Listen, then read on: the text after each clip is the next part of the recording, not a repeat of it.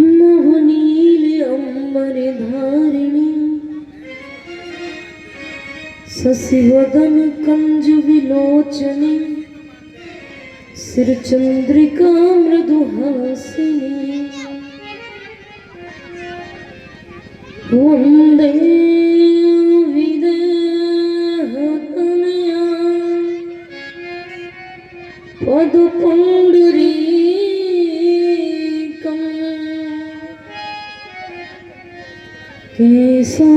केशरसौरभ समाहिति योगचित्तम्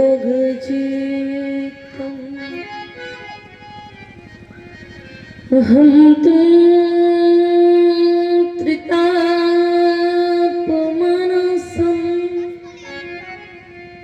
मुनिहंससेव्यं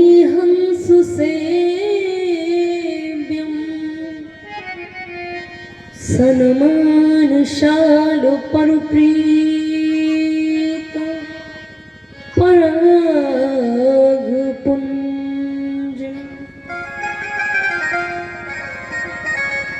आनंदधन गोविंद मन मंदिरी अनन्य निवासिनी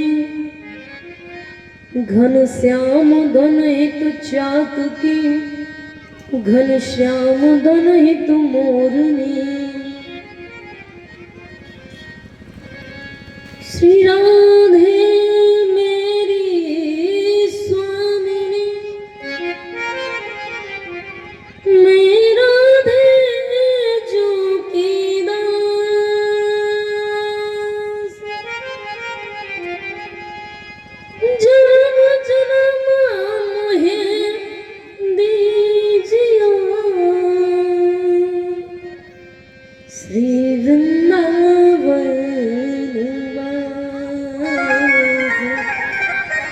श्री वृंदावन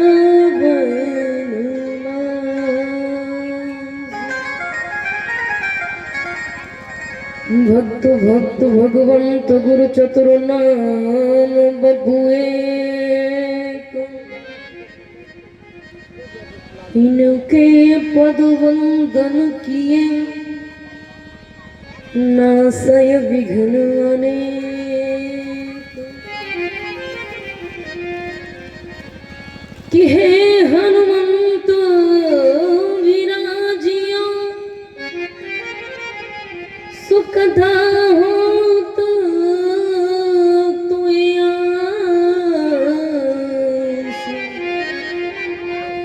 सुचि सेवक तुम राम के मैं चरणों की दास मैं चरणों की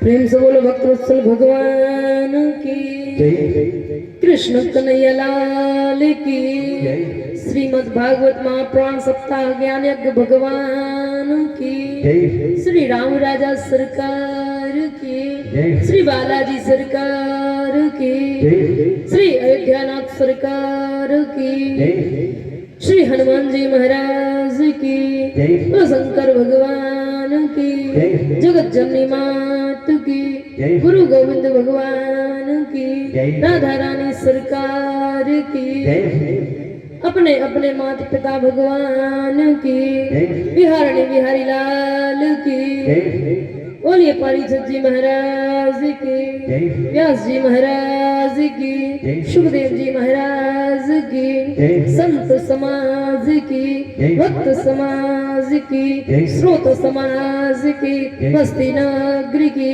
ग्राम खेड़े की जय जय श्री राधे श्याम। ये दिन इन महाराज का है, मंगलवार हनुमान जी का, शनिवार हनुमान जी का, बालाजी का। प्रत्येक दिन हमने डिवाइड करके रखा है कि ये भगवान का दिन है, ये दूसरे वाले भगवान का है। विचार करना क्या रविवार के दिन हनुमान जी महाराज मंदिर में नहीं रहते कि मंदिर छोड़कर चले जाते। लेकिन अब हम इतने व्यस्त हो गए हैं ना कि हमारे पास 7 दिन का पर्याप्त समय नहीं है, इसीलिए एक एक दिन दे दिया कि अगर 7 दिन में एक दिन भी यदि आप भगवान के लिए निकाल पाओ तो बहुत बड़ी बात है। तो हनुमान जी महाराज के चरणों में अर्जी समर्पित करती हूँ।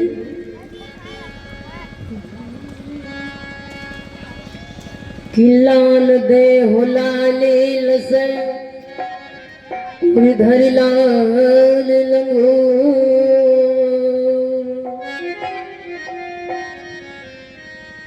वज्र दे हो दानव दलन जय जय जय कपीसु। तो बड़े भाव से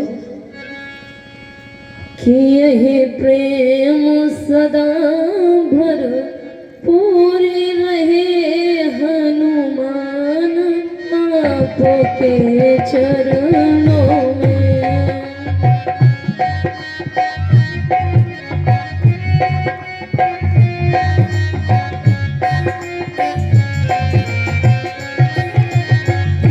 यही प्रेम सदा भर पूरे रहे हनुमान आपके चरणों में।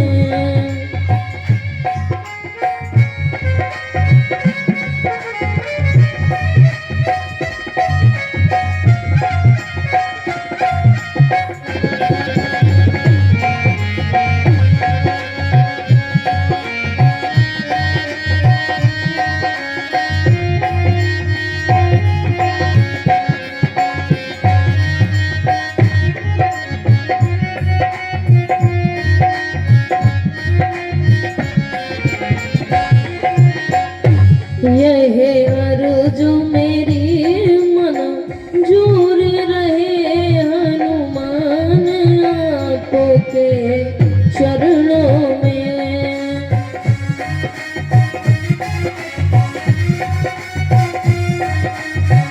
बोलो हनुमान जी महाराज की।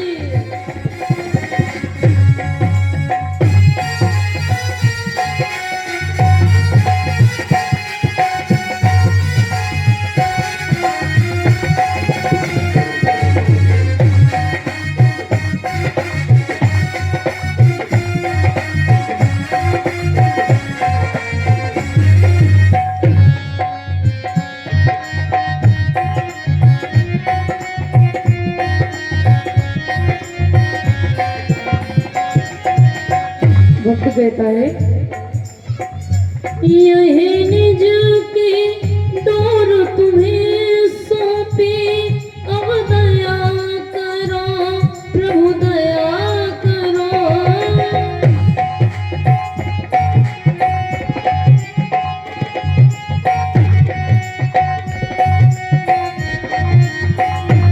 यही निज की डोर तुम्हें सौंपी, दया करो प्रभु दया करो।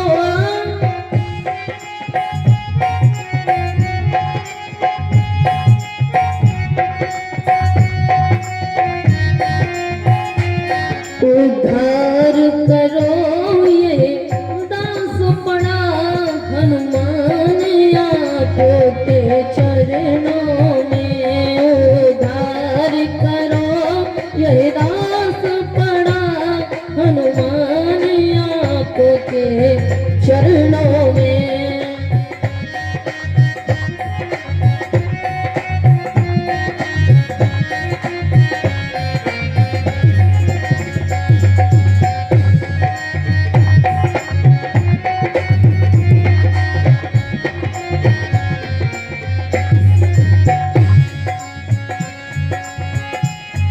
अंत में शब्द आता है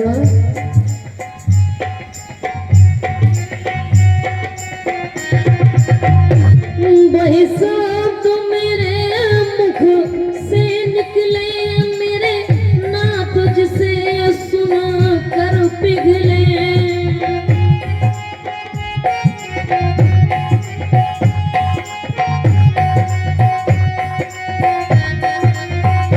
जितने भी देवता है ना संसार में, वो सारे देवता कहते हैं कि मेरा नाम लो तब मैं तुम्हारी रक्षा करूंगा, लेकिन हनुमान जी महाराज कहते हैं कि तुम हमारे आराध्य का नाम ले लो, बस हमारा मत लो, लेकिन हम उसके बाद आपकी रक्षा करेंगे।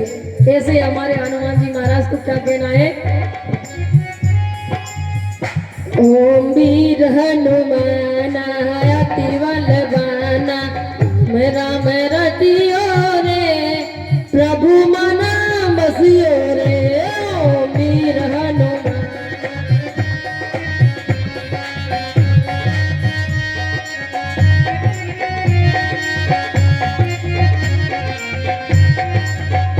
ओम वीर हनुमान अति बलवाना, राम राम रटियो रे कि प्रभु मन बसियो रे।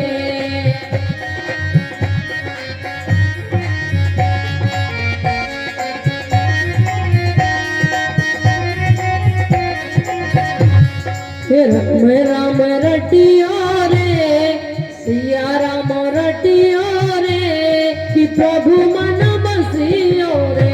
ओम वीर हनुमान अति बलवाना, राम राम रटियो रे कि प्रभु मन बसियो।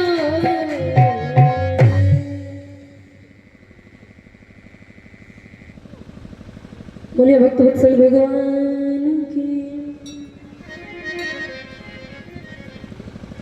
कल आप सबने कथा को श्रवण किया।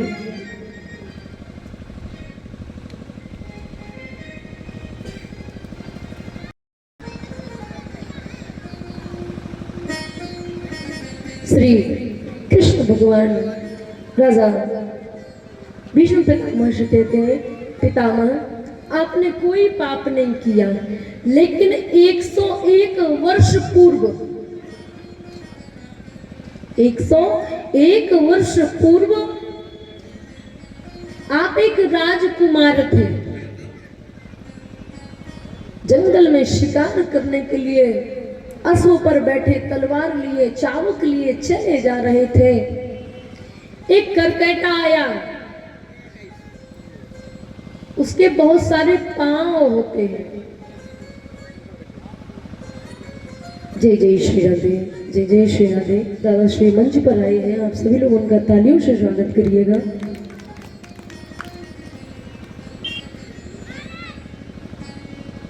वृंदावन बिहारी लाल की।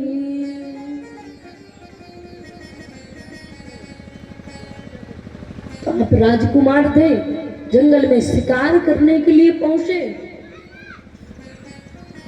तो वो जो जीव था ना उसके बहुत सारे पांव थे, वो जाकर के घोड़े में चिपक गया। अश्व माने घोड़ा, घोड़े में चिपक गया। अब चाबुक माने जिससे घोड़े को चलाया जाता है, वो एक रस्सी लिए होते हैं ना, वो चाबुक होता है। तो उन्होंने उस चाबुक से उस करकैटे को हटाया। उस करकैटे को हटाया तो वो करकैटा नागफनी के वृक्ष पर गिरा। नागफनी में कांटे होते हैं कि नहीं होते हैं? अब जब किसी चीज को अपन ऐसे फेंकेंगे ना तो बिल्कुल सीधा गिरेगा, और जब ऐसे सीधा हटाया तो वो पीठ के बल गिरा, तो उसके पीठ में कांटे लग गए। किसके? करकैटा के।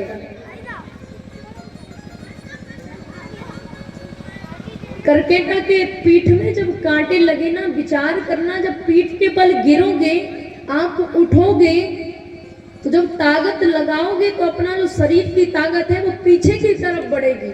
उल्टे उठना, पहले कमर पर बल लगेगा तब जाकर के आप उठ पाएंगे। अब वो करकैटा बल लगाए तो वो कांटे उसकी पीठ पर और धंसते चले जावे।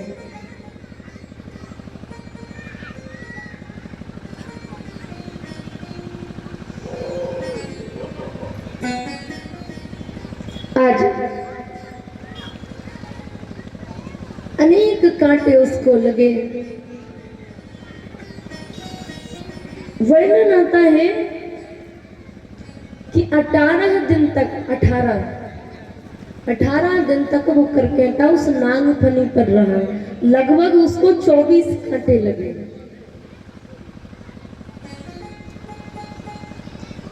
तो उसने उस समय विचार किया कि ये कैसा राजकुमार है, इसने हमको कितनी पीड़ा दी, भगवान करे इसको भी इसी पीड़ा का अनुभव हो। लेकिन भीष्म पितामह ने अच्छे कर्म किए। जो कहते हैं ना कि कर्मों से क्या होता है, सुनिए इस बात को। 100 वर्ष तक भीष्म पितामह ने अच्छे काम किए, फिर पाप क्या बना, पाप बना जब भरी सभा में छत्राणी द्रौपदी को लाया गया। भगवान श्री कृष्ण कहते हैं कि पितामह आप में वो क्षमता थी कि आप चाहते तो द्रौपदी का जो अपमान सभा में हुआ, एक रजस्वला स्त्री का जो अपमान हुआ, उसको आप रोक सकते थे। आप में वो सामर्थ्य थी, आप चाहते तो ऐसा अनर्थ कभी नहीं होता।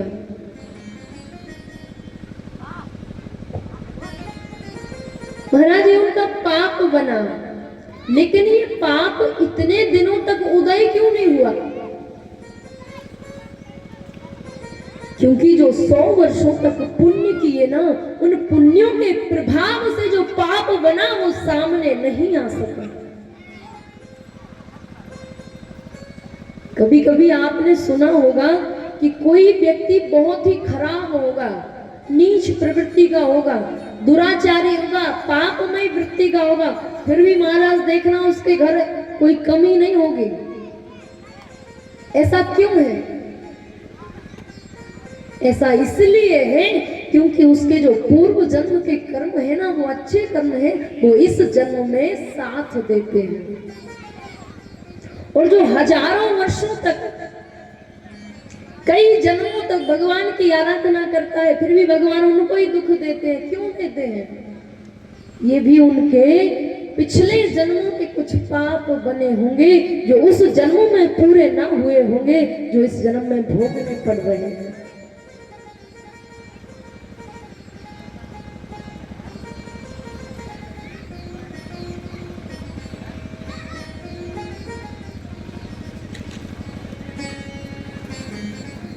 बड़ी सुंदर बात, क्योंकि हमारे जो कर्म है ना महाराज, सब छोड़ जाए, लेकिन एक कर्म है जो व्यक्ति को कभी छोड़ नहीं सकता। जीव अपना शरीर छोड़कर चला जाएगा, लेकिन कर्म उसके साथ में जाते हैं। देखा होगा यमराज जी जो लेकर बैठते हैं ना, तो उनमें क्या लिखता है? कर्म लिखते हैं। अच्छे वालों के लिए अलग जगह है, 28 प्रकार के नर्क होते हैं महाराज। और हम और आप कहते हैं नर्क तो भर गए होंगे, हमें तो स्वर्ग ही मिलेगा। तो एक आध तो थोड़ी है, 28 प्रकार के हैं, कहूँ ना कहूँ तो भगवान तुम्हें एडजस्ट कर ही लेंगे, है कि नहीं? तो कर्मों की बड़ी विचित्र बात होती है महाराज, और कर्म भुगतने ही पड़ते। शास्त्र कहता है अवश्यमेव भोक्तव्यं कृतं कर्म शुभाशुभम्।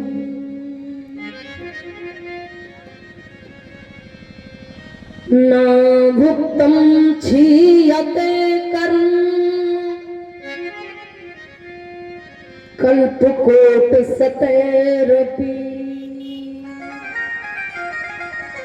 बोले अवश्यमेव भोक्तव्यं कृतं कर्म शुभाशुभम्। अवश्य माने तो जानते हैं कि जरूरी। बोले अपने कर्म भुगतने ही पड़ते हैं। अवश्य में भोक्तव्यम, भुगतने ही पड़ते बिल्कुल भी, हर हाल में, चाहे वो अच्छे हो चाहे बुरे हो। कोट सतैरपि, 100 वर्ष भी बीत जाए, उसके बाद भी हमें हमारे कर्मों का फल मिलता रहता है, चक्र चलता रहता है। जरूरी नहीं है कि हम मनुष्य बने तभी हमें फल मिलता है। चाहे सांप बन जाओ, बिच्छू बन जाओ, मकड़ी बन जाओ, कीड़ा मकोड़ा बन जाओ, गाय भैंस बैल बन जाओ, कुछ भी बन जाओ, लेकिन हमें हमारे कर्म भुगत नहीं पड़ते हैं। कुछ स्वामी तुलसीदास जी महाराज लिखते हैं कि शुभ और अशुभ कर्म अनुहारी,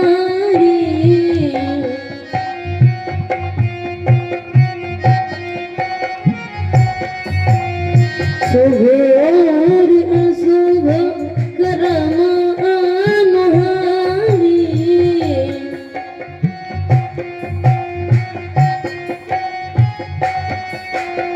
शुभ और अशुभ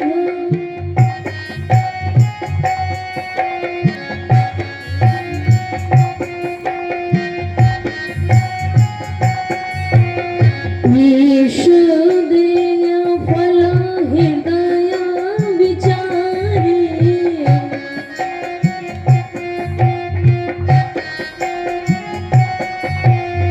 ईश देय फल हृदय विचारी,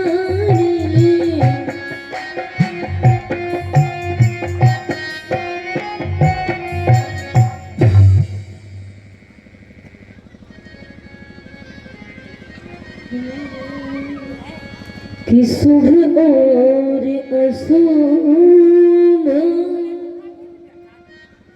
कर्म अनुहारी,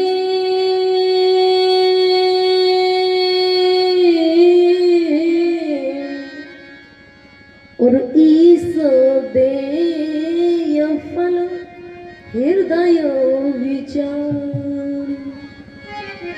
बोले भगवान अपने हृदय में विचार करते हैं कि अगर इसने अच्छे कर्म किए हैं तो इसको फल अच्छा दो, इसने गलत काम किए हैं तो इसको गलत। अपने हृदय में विचार कर फल प्रदान करते हैं हमारे कर्मों के अनुकूल। तो महाराज हमारी भारत भूमि तो कर्म प्रधान है क्या नहीं है? कर्म प्रधान विश्व रचि राखा।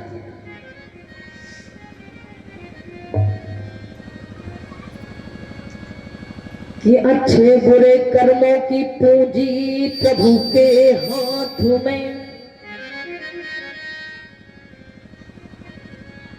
कि अच्छे बुरे कर्मों की पूंजी सबके साथ में,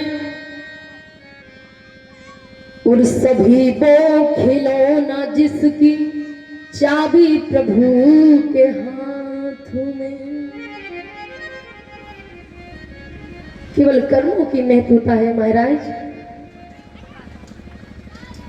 अन्यथा हमारा जीवन तो क्षणिक है, नश्वर है।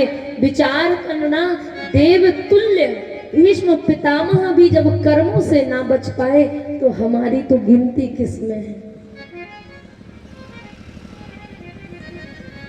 ओ महाराज 100 वर्ष हैं, 100 वर्ष में भी 50 वर्ष चली जा रही है उम्र धीरे धीरे।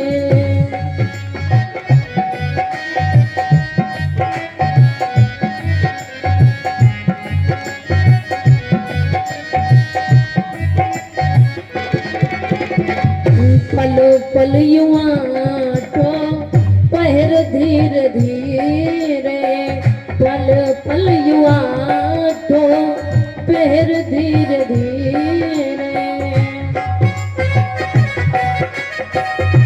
वृंदावन लाल की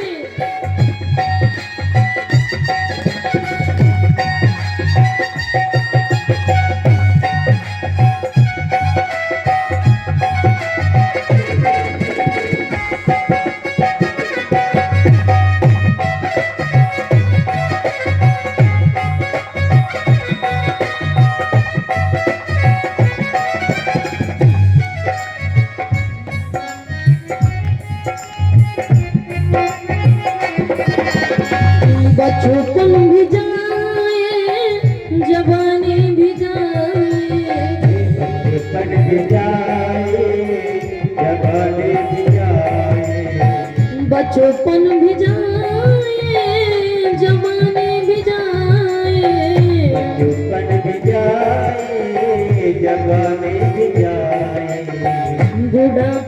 होगा असर धीरे धीरे, बुढ़ापे का होगा असर धीरे बुढ़ापे का होगा असर धीरे धीरे।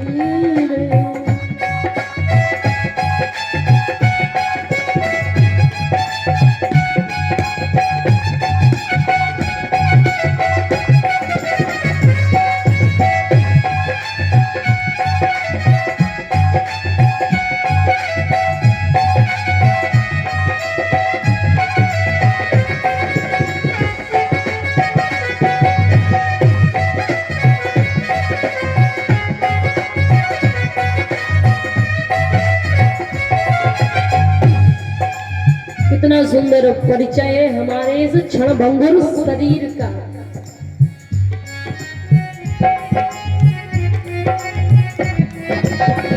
तेरे हाथ पाँव दम ना रहेगा, तेरे हाथ पाँव दम ना रहेगा, हाथ पाँव में तेरे दम ना रहेगा, हाथ पाँव में तेरे दम ना रहेगा, और झुकेगी कमर भी तेरी धीरे धीरे, झुकेगी तुम्हारी कमर धीरे धीरे, झुकेगी तुम्हारी कमर धीरे धीरे।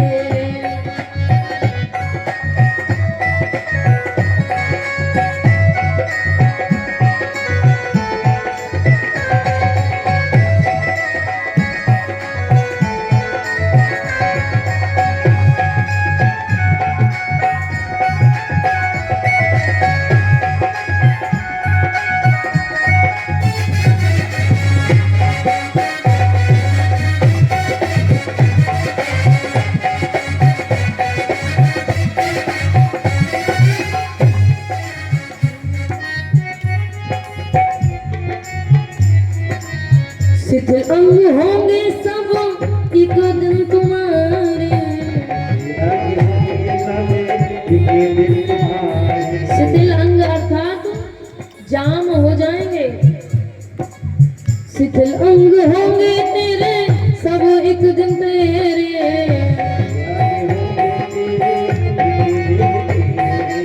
शिथिल अंग होंगे सब एक दिन तेरे,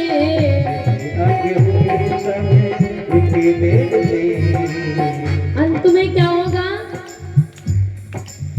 फिर बंद होगी नजर धीरे धीरे, फिर बंद होगी नजर धीरे धीरे, बंद होगी नजर धीरे धीरे, फिर बंद होगी नजर धीरे धीरे, चली जा रही है उम्र धीरे धीरे, चली जा रही है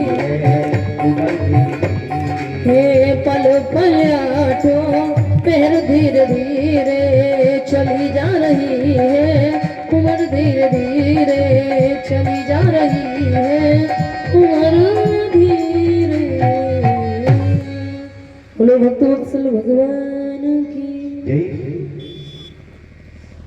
महाराज इस क्षणभंगुर शरीर पर हमें इतना गुमान है, इतना अभिमान है, विचार करना हमारे शरीर में जितने भी अंग हैं।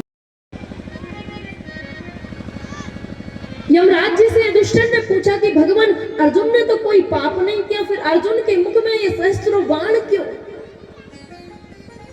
यमराज जी ने कहा जो एकलव्य ने स्वान के मुख में सहस्त्रों बाण मारे ना, वो किसकी वजह से मारे? अर्जुन की वजह से, तो उसका पाप भी अर्जुन को लगा। तो आज अर्जुन के मुख में सहस्त्रों बाण मारे जा रहे हैं। ये नरक का दर्शन युधिष्ठिर जी कर चले गए।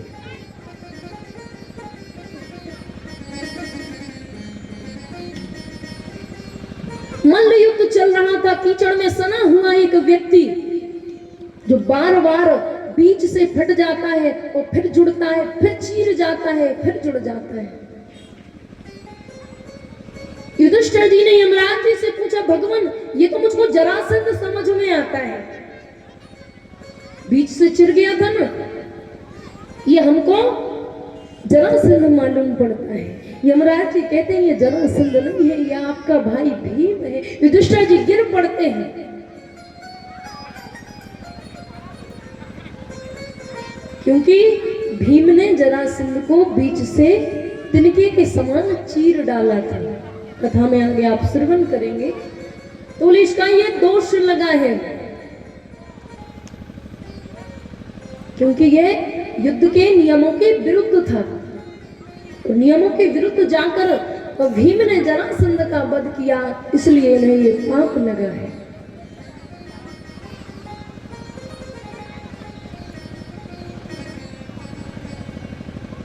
देखा तो मैया द्रौपदी भी नरक में पड़ी है। कहा यमराज जी से, प्रभु इन्होंने तो कुछ किया ही नहीं, फिर इन्हें ये कष्ट किया। तो महाभारत में जब स्वयंवर चल रहा था तो कर्ण ने कहा कि मैं इस मछली का भेदन कर सकता हूं।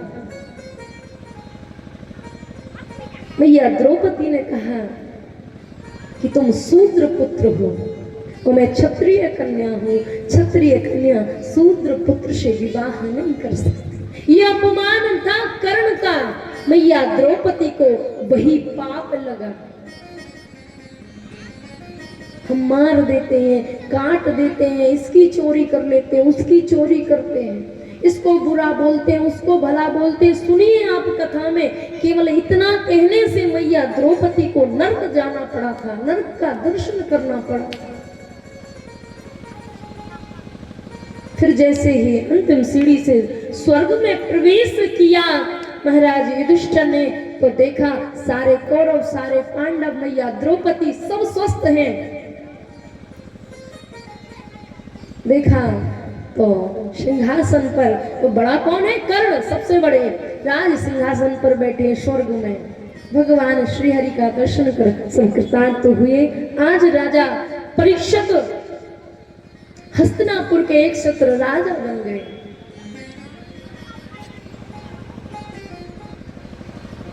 श्रीमद्भागवत महापुराण में वर्णन आता है कि महाराजा परीक्षित इतने दयालु थे, इतने प्रजा पालक थे कि अपनी प्रजा को अपने बालक के समान मानते थे, इतना प्रेम करते थे, कभी कोई अड़चन नहीं आने देते थे। जो भी काज होता था उसका निष्पक्ष निर्वाचन करते थे, कोई गलत प्रक्रिया नहीं अपना। जिस कक्ष में ताला लगा हुआ था, राजा परीक्षित ने विचार किया कि इस घर में क्या है, इस कमरे में क्या है। बोले हमने कभी देखा ही नहीं है इसको खुलते हुए कि आखिर इसमें रखा क्या है। जैसे ही राजा परीक्षित ने दरवाजा खोला, प्रवेश किया कक्ष में महाराज, तो सोने जवाहरात मणियों से भरा यह कक्ष। कहा देखो हमारे पूर्वज हमारे लिए कितना सब छोड़ कर गए। देख रहे थे, देखते देखते नजर पड़ी तो एक बहुत सुंदर मुकुट था, मणियों से जड़ा मुकुट, इतना सुंदर। राजा परीक्षित को लगा कि आज तो इसको ही पहन करके और शिकार करने जाना चाहिए। देखो जब जब कोई बात, कोई घटना हुई है ना, वो शिकार पर ही हुई है। माने भगवान दर्शाना चाहते हो, भगवान बताना चाहते हैं कि जो भी जीव अपनी क्षुधा पूर्ति के लिए जीव हत्या करेगा उसके साथ कुछ ना कुछ घटित होगा ही होगा। जब जब भी कोई राजा महाराजा शिकार को गए हैं, कुछ ना कुछ घटना बनी है। तो आज जैसे ही उस मुकुट को धारण किया, घुड़सवारी करके और जंगल की ओर पहुंचे,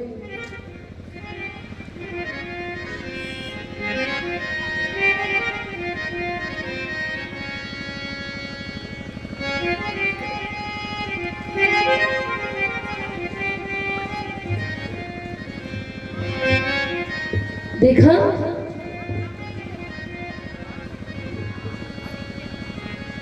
तो सामने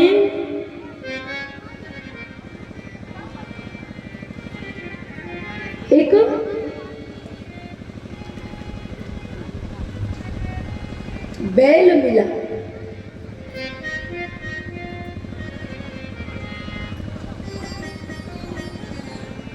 राजा परीक्षित रथ से उतरते हैं, नीचे उतर कर कहा बैल से,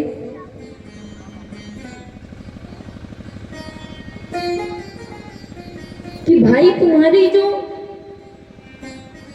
पांव कटा हुआ है ना, ये किसने काट दिया?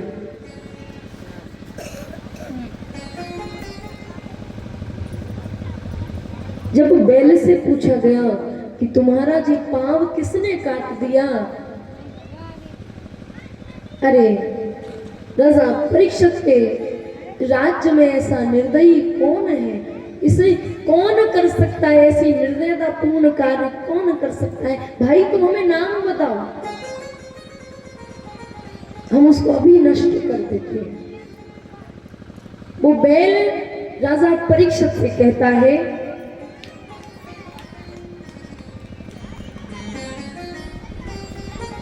कि राजन हम किसका नाम लें, कि हमारा पैर किसने काटा है, हम किसका नाम लें? कहा क्यों? ये बैल क्या है? वृषभ है, धर्म का प्रतीक। तो धर्म का काट सब करते हैं, करते हैं कि नहीं करते हैं?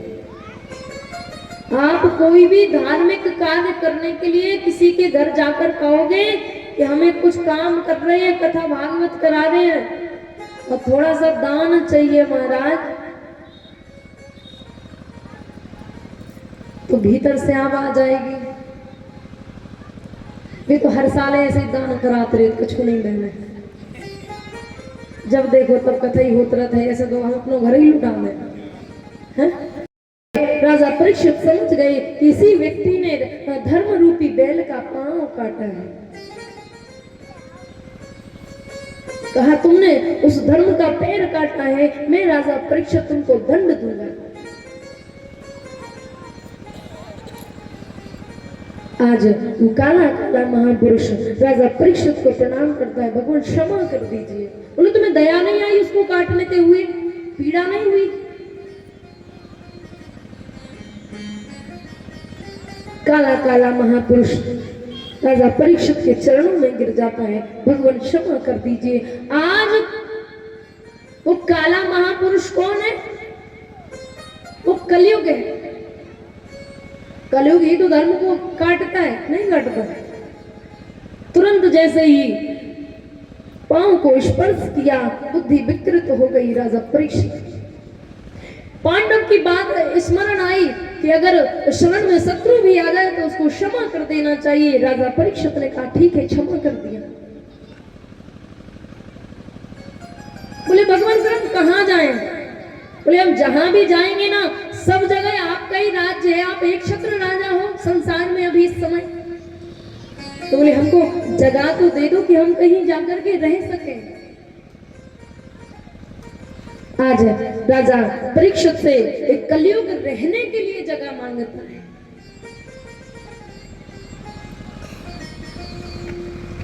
राजा परीक्षित कहते हैं धूतम पानम स्त्रीहा सोना यत्रा धर्मश्चतुर्विधा। बोले जहां जुआ खेलता हो तुम वहां चले जाओ, जहां धूत क्रीड़ा होती है तुम वहां चले जाओ, जहां परस्त्री गमन होता है तुम वहां चले जाओ, जहां मदिरा का पान होता है तुम वहां चले जाओ। राजा परीक्षित कहता है भगवान ये चारों जगह खराब है। बोलो शराब पीना कोई अच्छी बात है? परस्त्री गमन, दूसरे की स्त्री को देखना कौन सी अच्छी बात है? पत्ते खेलना, द्रुत क्रिया माने जितने भी शराब गांजा जुआ चरस अफीम जो कुछ भी है संसार में गलत काम, सब गलत गलत दे दिया। भगवान एक आध तो अच्छी जगह दे देते प्रभु। ना जाने वो कौन सा समय था। राजा परीक्षित के मुख से निकला कि ठीक है, स्वर्ण में भी तुम्हारा वास होगा। सूक्ष्म रूप से कलयुग जाकर के राजा परीक्षित के मुकुट जो सोने का था उसी में प्रवेश कर गया। सूत जी महाराज कथा सुना रहे थे सोनकांत ऋषियों से। ऋषियों ने कहा भगवान सोने में तो भगवान का वास होता है। भगवान का नाम भी एक हिरण्यगर्भ है, ये भगवान का नाम है। सोना भगवान का स्वरूप है, सोने में भगवान का वास होता है। फिर एक बार में दो लोग कैसे बैठ सकते हैं? भगवान के साथ देखो, नीति के साथ अनीति नहीं हो सकती। अच्छाई है तो फिर बुराई नहीं हो सकती, दिन है तो रात नहीं हो सकता, रात है तो दिन नहीं हो सकता, कुछ एक रहेगा। फिर कैसे भगवान और कलयुग एक स्थान पर?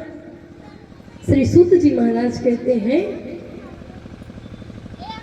कि जो मेहनत करके कमाया गया स्वर्ण होता है उसमें भगवान का वास होता है। तो लूटा मारी छीना झपटी करके जो धन आता है उससे हम गहना बनवाते हैं, उसमें कलयुग का वास होता है। आज जैसे ही कलयुग राजा परीक्षित के मुकुट में विराजमान होता है, वापसी में महाराजा परीक्षित भ्रमण करते हुए चले आ रहे थे। एक आश्रम दिखा, ब्रह्मा के पुत्र कश्यप, कश्यप के विभांडक, विभांडक के हैं समीक ऋषि।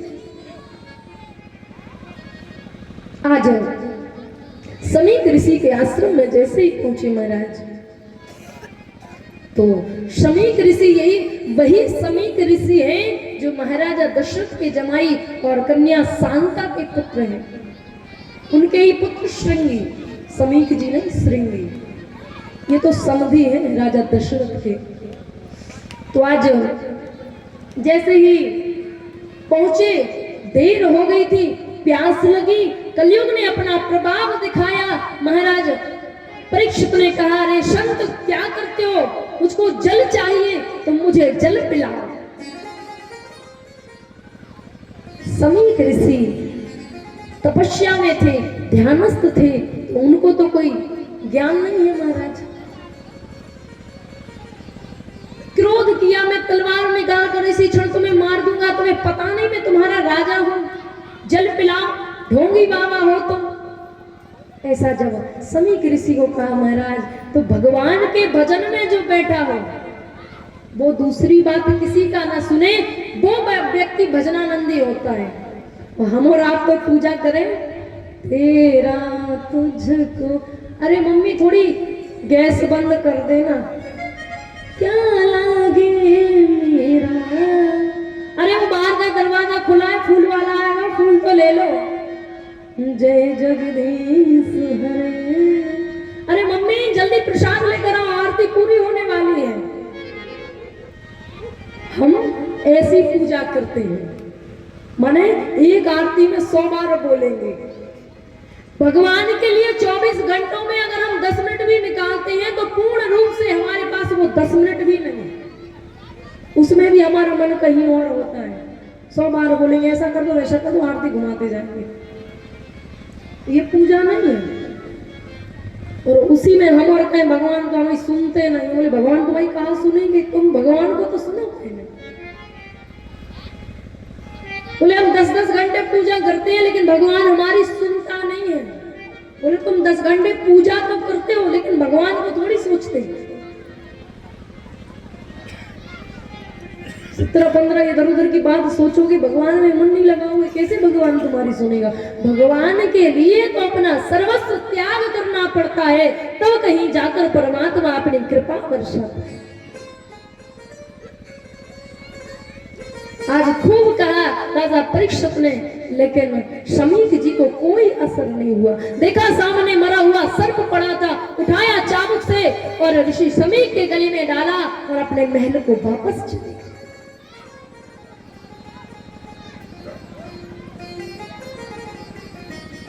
शिष्यों ने बताया तो समीक के पुत्र श्रृंगी गंगा स्नान कर रहे थे। जैसे ही बताया कि राजा परीक्षित ने तुम्हारे पिता के गले में मरा हुआ सर्प डाल दिया, उसी गंगा जल से मंत्र विमंत्रित करते हुए श्रृंगी के पुत्र श्रृंगी जी ने राजा परीक्षित को श्राप दे दिया। जिस सर्प को राजा परीक्षित ने मेरे पिताश्री के गले में डाला है, 7वें दिन उसी सर्प का तक्षक सर्प महाराजा परीक्षित को डस गया। आज जैसे ही श्राप दिया श्रृंगी ऋषि ने, जैसे ही समीप के पास सब लोग आए और शिष्यों ने बताया कि आज राजा परीक्षित को उचित दंड मिला है। कहा क्या हो गया? बोले अरे राजा परीक्षित ने आपके गले में मरा हुआ सर्प डाला था, आपके पुत्र श्रृंगी ने उन्हें श्राप दे दिया 7 दिन में मरने का। जैसे ही इतना सुना तो शमीक ऋषि के नेत्र सजल हो गए। पुत्र ये तुमने क्या कर दिया? अरे राजा हमारा पिता होता है, राजा की बदौलत आज हम इस घने जंगल में बिना डर के रह रहे हैं, बिना भय के भजन कर रहे हैं, और तुमने ये श्राप दे दिया। राजा बहुत देखो भेष बदल कर जो संतों की सेवा करे, ऐसे राजा को तुमने दंड दे दिया। अरे प्यास लगी थी, हमारा कर्तव्य है राजा को पानी पिलाना, ये तुमने क्या कर दिया? अपने शिष्य को बुलाया, शिष्य से कहा जाओ राजा परीक्षित से जाकर कहो कि 7 दिन में तुम्हारी मृत्यु हो जाएगी, अपने मोक्ष का कोई उपाय ढूंढ सके तो ढूंढ ले। शिष्य पहुंचा, राजा परीक्षित से कहा राजन समय के पुत्र श्रृंगी ने आपको 7 दिन में मरने का श्राप दे दिया, 7वें दिन में आपकी मृत्यु हो जाएगी। कि श्वास श्वास पर कृष्ण भजो, वृथा श्वास जन खो, ना जाने इस श्वास की फिर आवन हो ये न हो, ना जाने इस श्वास की फिर आवन हो ये न हो। कौन सा उपाय? कि हर सांस खड़े हो जाओ, तुम्हारी मुक्ति चलकर आ रही है। हाँ तुरंत अब हो जाओ खड़े, जन्म पहले घुटना बड़े बात बोले सुखदेव जी महाराज की।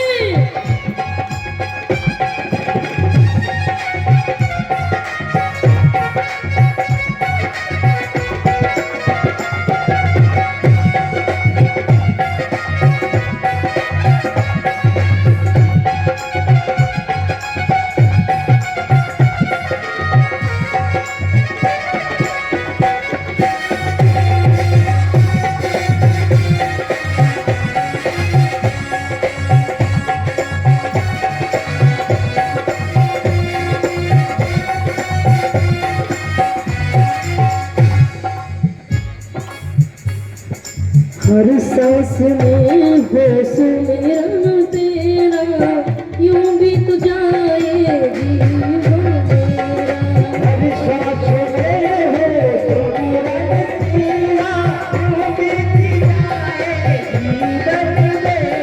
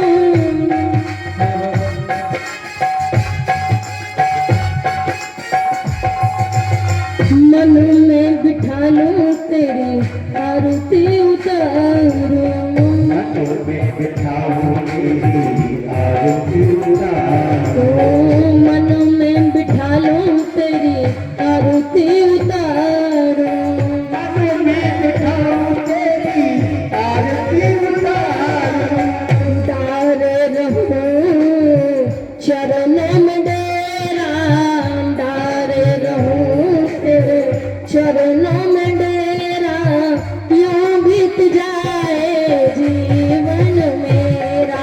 कितना प्यारा कितना सुंदर तेरा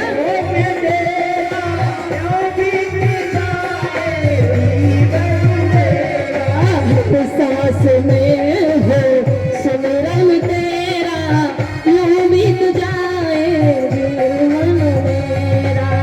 सांस में हो सुमिरन तेरा, यूं बीत जाए। बोले श्री सत्यनारायण जी महाराज की।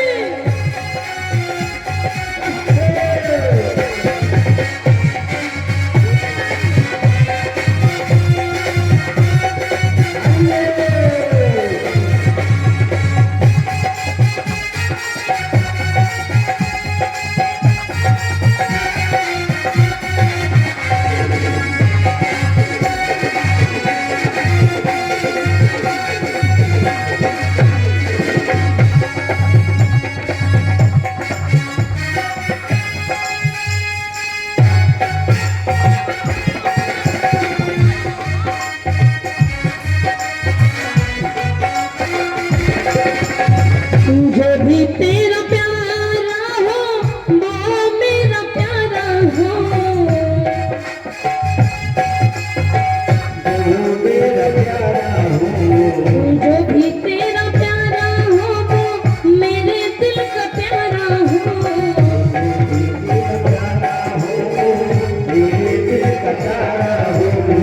मेरे सर का ताज मेरी खुशियों का तारा हो। मेरे सर का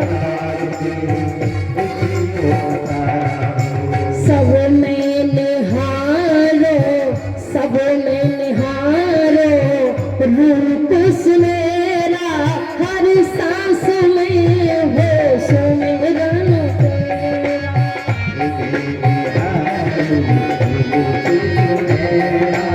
यूं बीत जाए जीवन तेरा, हर सांस में हो सुमिरन तेरा, यूं बीत जाए जीवन मेरा। हर सांस में हो सुमिरन तेरा, यूं बीत जाए जीवन मेरा। कितना सुंदर कितना प्यारा कितना सुंदर कितना प्यारा तेरा ये दरबार है। यूं बीत जाए जीवन मेरा, हर सांस में हो सुमिरन तेरा। यूं बीत जाए जीवन मेरा। हर सांस में तेरा सुमिरन होगा, यूं बीत जाए जीवन मेरा। हर सांस में हो सुमिरन तेरा, यूं बीत जाए जीवन मेरा। यूं बीत जाए जीवन मेरा, यूं बीत जाए। जो 4 महीने नाम है ना उसके बगल में खड़े होके कैसा लगेगा? 4 महीना बहुत होता महाराज, 1 आध महीने हो तो चल जाओ। उन कोल भीलों को श्री राम जी ने अपने हृदय से लगाया, गले से लगाया, तुम नाक बंद करके निकलोगे। आप कहते हो धनवान को मिलते होंगे, रूपवान को मिलते होंगे, तो भगवान तो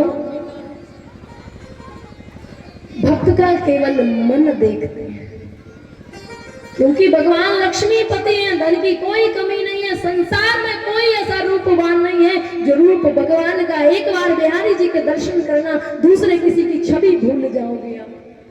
सुंदरता की बात करते हो।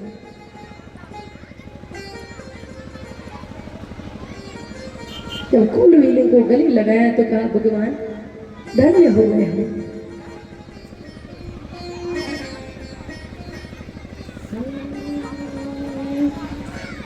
कि अस हमारो प्रभु बड़ सेवकाई, अस हमारा प्रभु बड़ सेवकाई।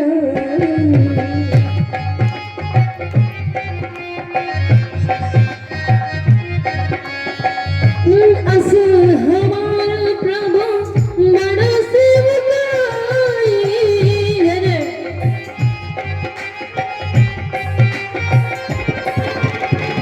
अस हमारा प्रभु बड़ सेवकाई।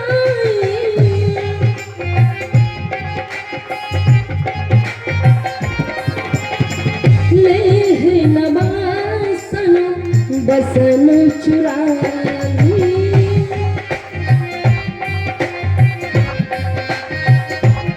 फिर भगवान देखते क्या है? भगवान भक्त के भीतर कौन सा गुण देखते हैं? निर्मल जन मन सो मोहि पावा।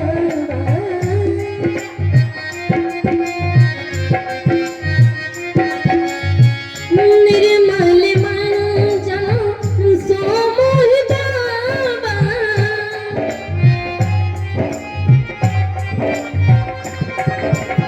मोहि कपट छल छिद्र न भावा। मोहि कपट छल छिद्र न भावा। मोहि कपट छल छिद्र न भावा। मोहि कपट छल छिद्र न भावा। मोहि कपट छल छिद्र न भावा। बोले वृंदावन हरिलाल की। अग्नि की तीली मात्र स्पर्श हो और वो महल जलकर खाक हो जाएगा। तो वर्णाव्रत महल में जलाने के लिए आज जब पांडवों को लाया गया तो उस समय महामंत्री थे विदुर जी महाराज। जब विदुर जी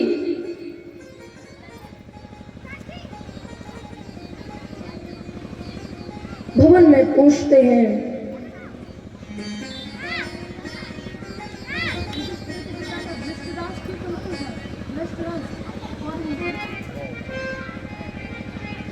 जैसे ही धृतराष्ट्र जी सिंहासन पर बैठे थे, विदुर जी महाराज महामंत्री थे, कहा राजन नहीं बिस बेल अमी फल फरही। कभी देखा है कि बिस की बेल पर अमृत का फल लग जाए? गलत काम करोगे तो अच्छा फल कभी नहीं मिलेगा राजन।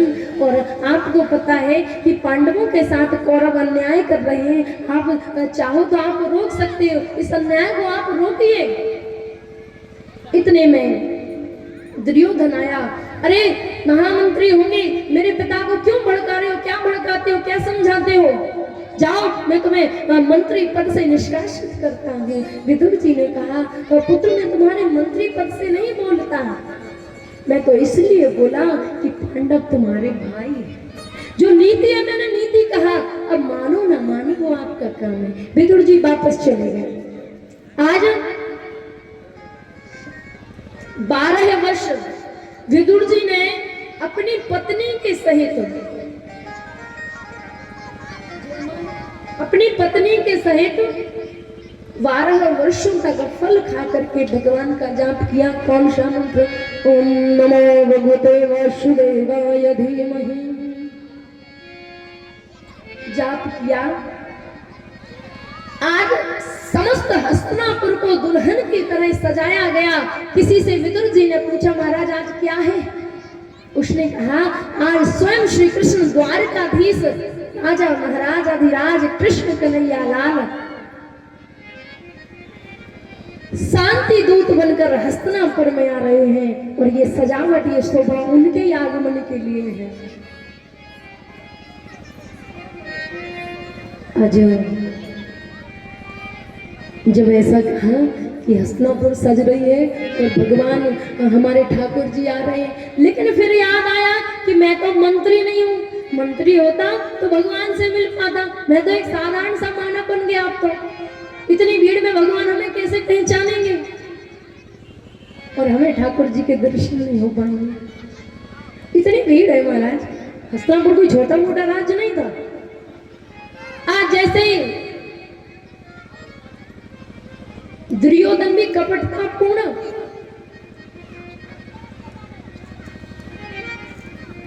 पुष्पों की वर्षा करवाता है, सुंदर शोभा यात्रा निकालता है ठाकुर जी की। विदुर जी कोने में खड़े हैं, सारे नगरवासी एकत्रित हैं और भगवान जी का रथ चला जा रहा है। सिंहासन पर बिठाया, सबने भगवान को प्रणाम किया। भगवान ने कहा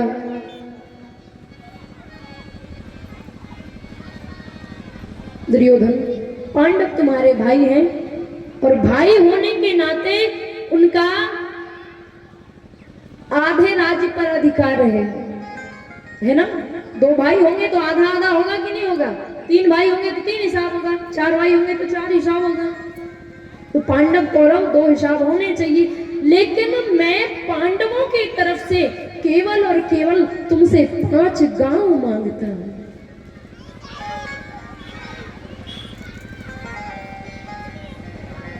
भड़कता हुआ दुर्योधन कहता है, सुचंद्रे ने मदास्या में बिना योद्धे के सुबा।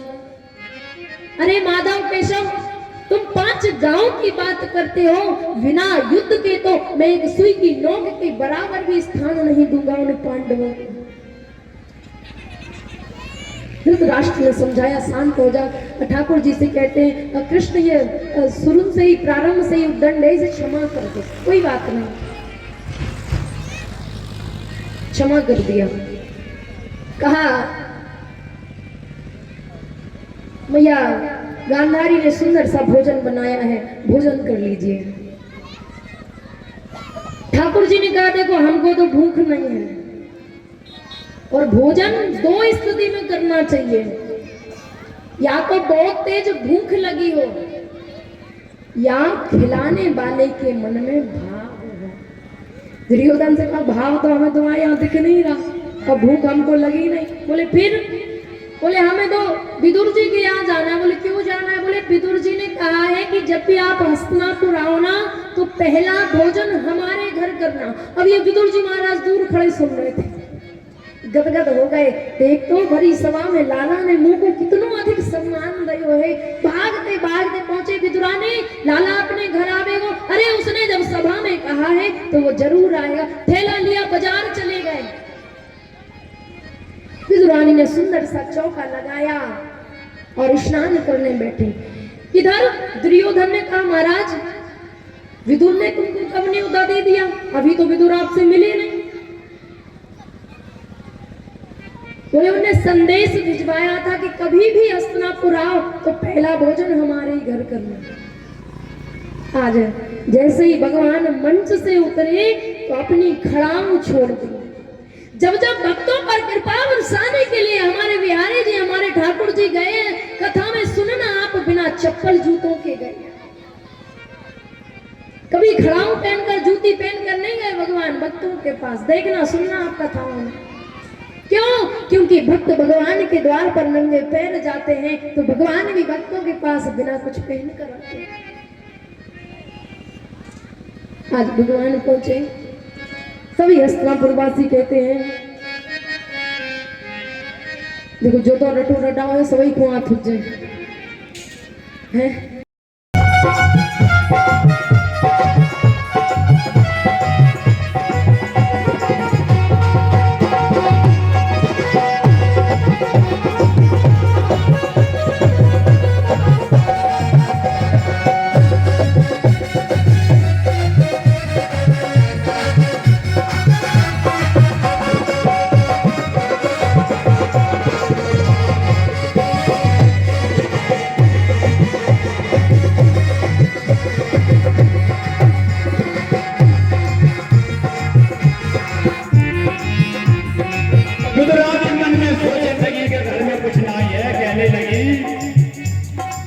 विदुरानी मन सोच पयो है, हम कछुवेर में नाई रहो है। विदुरानी मन सोच पयो है।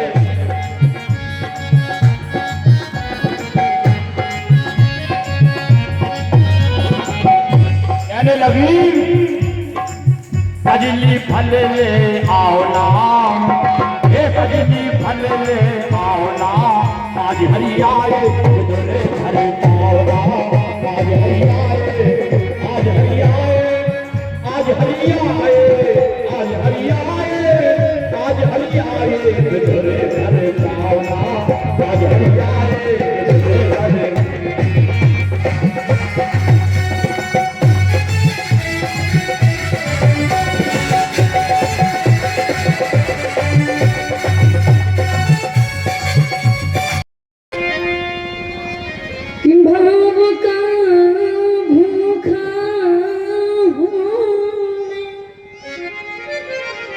उन भाव ही एक सार है,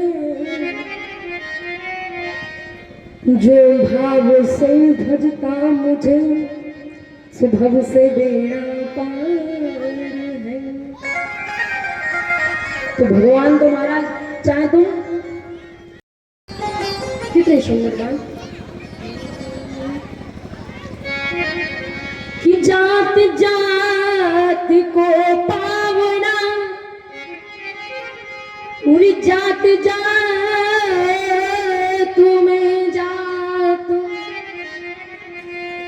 रघुवर ऐसी जात है सो सब जातन में जात। हमारे और आपके लिए ये समाज, ये जाति, ये वर्ण बनाए गए। भगवान की दृष्टि में तो आप भी एक है, हम भी एक है। चाहे हम किसी भी वर्ण में चले जाएं, मनुष्य है, भक्त है, केवल भक्त बन गया। समस्त तीर्थों का राजा है प्रयागराज। समस्त तीर्थों, सभी तीर्थ राजा प्रयाग को कर देते थे, वृंदावन नहीं देता था। भगवान से प्रयाग ने कहा कि प्रभु आपने नियम बनाए हैं और वृंदावन हमको कर नहीं देता, कैसे चलेगा। भगवान प्रयागराज से कहते हैं प्रभु कर वहां दिया जाता है जहां हमारा कोई काम बनता है। रुपए भी आजकल उन्हें दिए जाते हैं जिनसे हमारा आगे कोई काम हो। फ्री में कोई नहीं देता, कोई स्वार्थ होगा तभी जाकर के आपको कोई पैसा देगा। आ जाओ।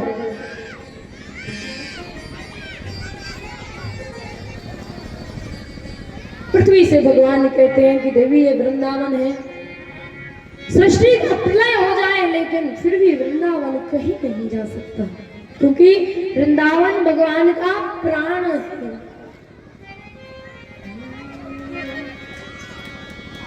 कि जो रज ब्रज वृंदावन माही सो बैकुंठ आब लोक में नाही।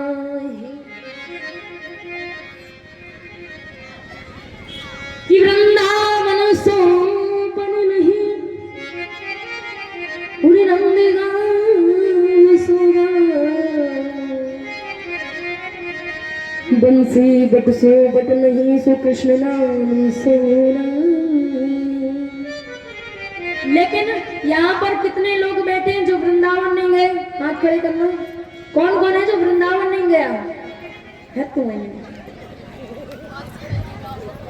छूने करेगा, छूने करेगा कैसे कि चलो रे श्री वृंदावन रटेंगे राधे राधे राधे राधे राधे राधे राधे राधे राधे राधे राधे श्याम मिलेंगे कुंज बिहारी ओरे कर कांवर कारी, मिलेंगे कुंज बिहारी ओरे कर कांवर कारी।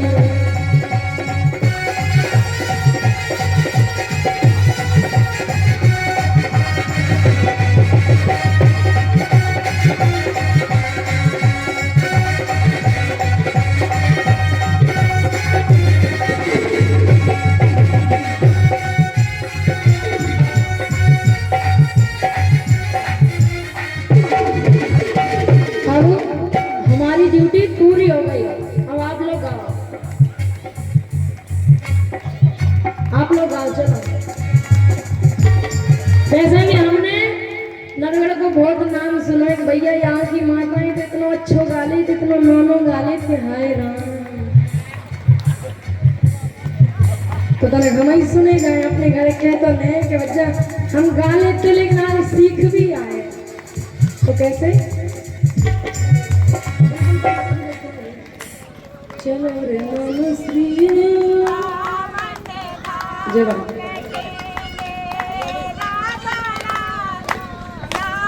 मिलेंगे कुंज बिहारी और के कांवर कारी, मिलेंगे कुंज बिहारी और के कांवर कारी।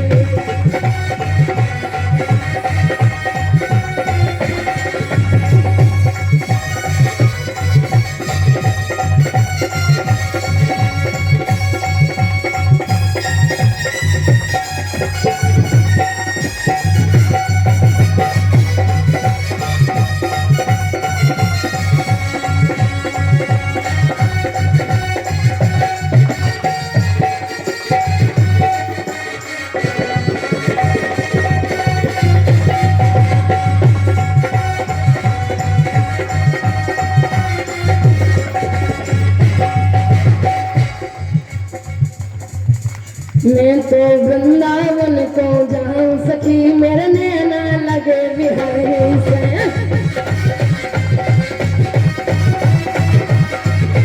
वृंदावन को जाऊं सखी, मेरे नैना लगे बिहारी से।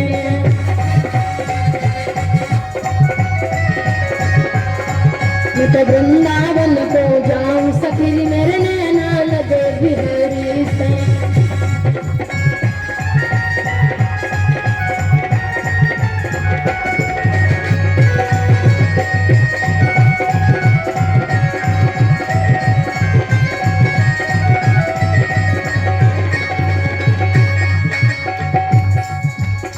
मैं पहनूं फटे पुराने, घर में पहनूं फटे पुराने, घर में पहनूं फटे पुराने, घर में पहनूं फटे पुराने। मोहरे सम मिले बिहारी से, नाई माने मेरा मनवा मेरे नैना लगे।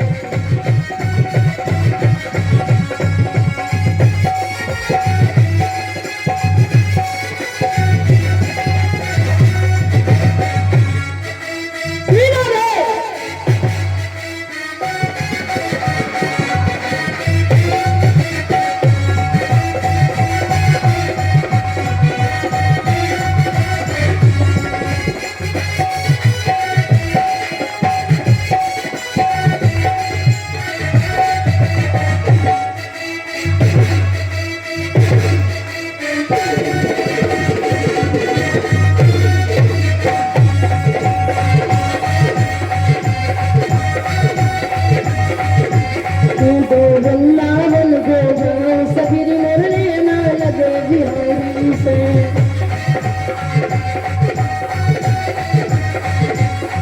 मेरे नैना लगे बिहारी से।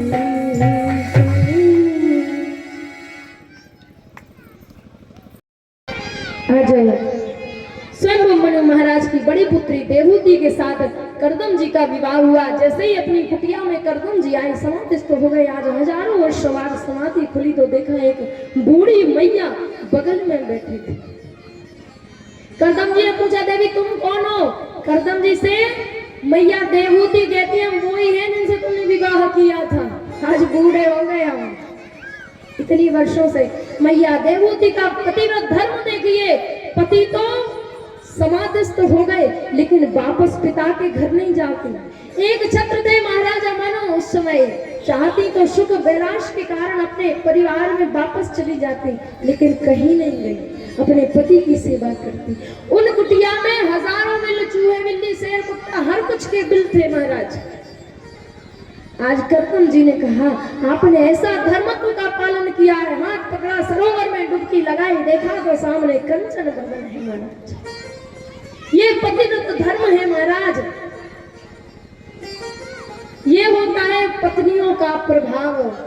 और आज की दशा देखो महाराज, कहने में ही लज्जा आ जाती है। लेकिन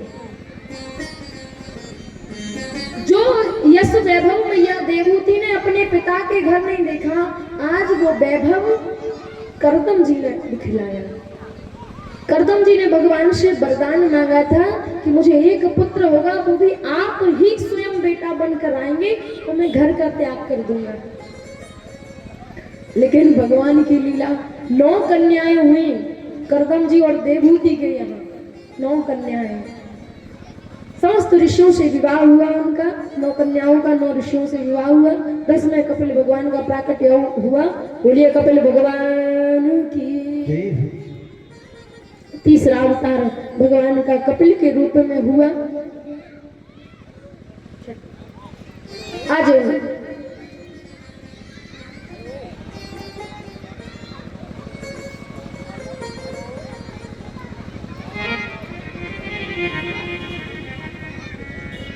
जैसे ही कपिल भगवान का प्राकट हुआ, करदम जी घर का त्याग करके चले गए। आज मैया देवहूति ने भगवान को स्नान कराया, सिंहासन पर बिठाया, कहा भगवान आप हमें पता है कि आप लाला नहीं भगवान हो, आप हमको शिक्षा ग्रहण कराइए। आज भगवान कपिल जी मैया देवहूति को मानसिक पूजा का वर्णन करते हैं कि मैया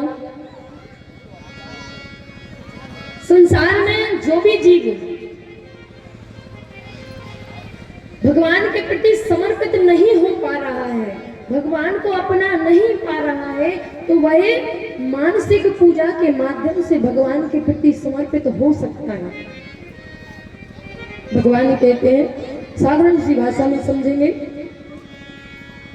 एक सेठ जी थे,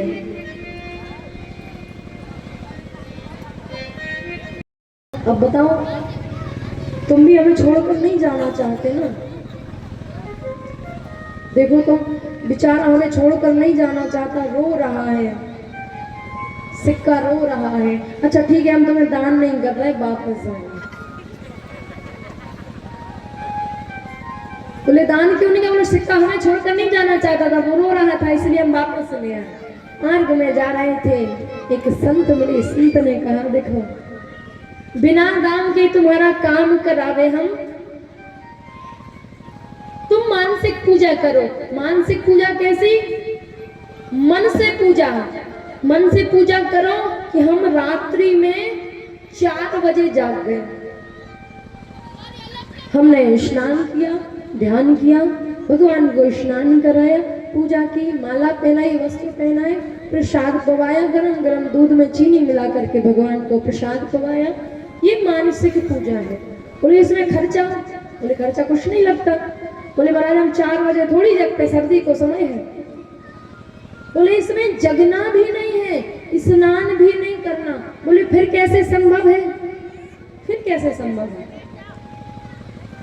तो कहा अपनी ही रजाई में लेटे लेटे आंखें बंद किए, बस केवल सोचना है कि हम जग गए, स्नान कर लिया, हमने भगवान को जगाया, स्नान कराया, वस्त्र पहनाया, आभूषण पहनाए, माल्यार्पण किया, पुष्प अर्पण किया, तिलक वंदन किया, सुंदर सा गरम गरम दूध कटोरे में और चीनी मिलाकर प्रसाद पकाया, बस इतना करना है।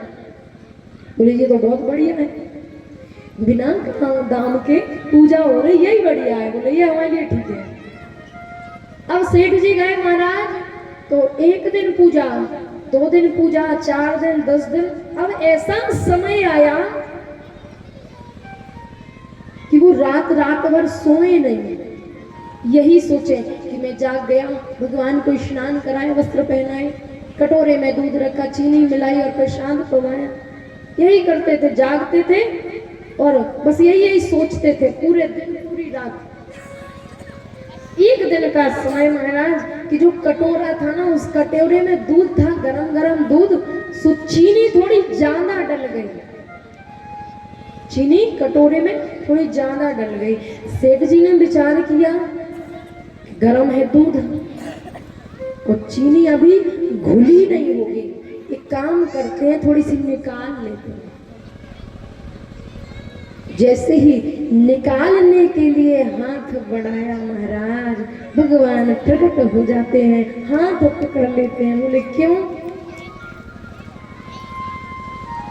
बोले हमको 2-4 साल भय रात है और इतने में आपने अभी तक हमें दर्शन नहीं दिए, आज दर्शन क्यों दिए? भगवान ने कहा एक बात बताओ, ना तो तुम्हारा दूध ना तो तुम्हारी शक्कर, मन से सोच रहे थे अगर ज्यादा डल गई थी तो हम पी लेते, आपको क्या दिक्कत हो गई?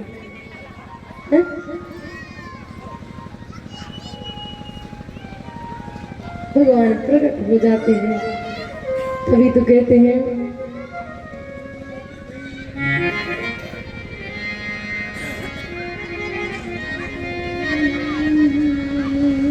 कि पता नहीं किस रूप में आकर नारायण मिल जाएगा, निर्मल मन के भीतर ही वो राम के दर्शन पाएगा। भगवान के दर्शन किए। भगवान कपिल ने जब इस प्रकार मानसिक पूजा का वर्णन किया, आज उनका देवहूति का शरीर पिघल पिघल कर सरोवर बनता चला गया, पावन सरोवर बना, भगवान अपने धाम को चले गए। बोलिए कपिल भगवान की। आज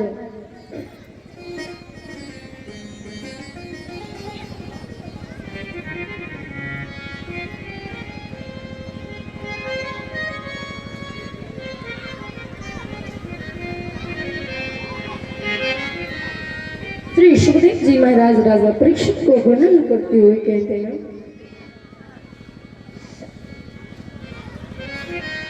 ये क्षण भंगुर शरीर है, पुनरपि जन्मम पुनरपि मरणम पुनरपि जननी जठरे शयनम। आज आए हैं तो कल जाना।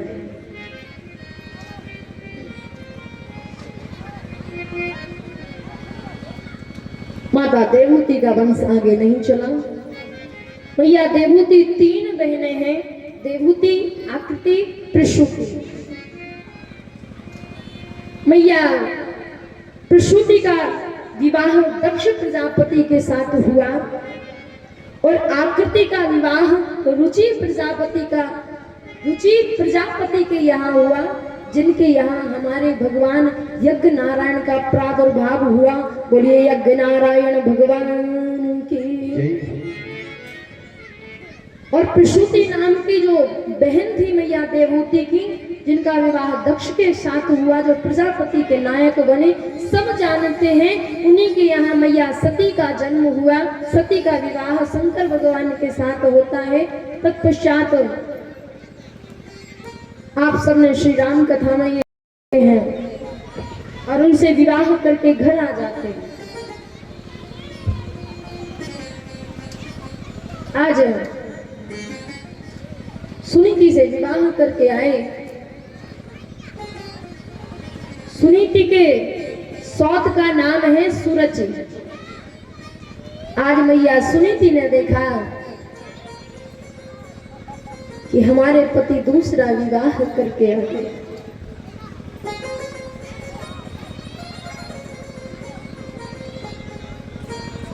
मैया सुनीति गर्भस्थ थी। संतों के आश्रम में जाते, कथा श्रवण करते और महल में उत्तान पाद और सुरुचि रहती थी। आज जब मैया संतों के आश्रम में जावे, कथा सुनवे, तो वर्णन आता है कि 7 माह बाद जीव गर्भ में हर एक अवस्था का अनुभव करता है।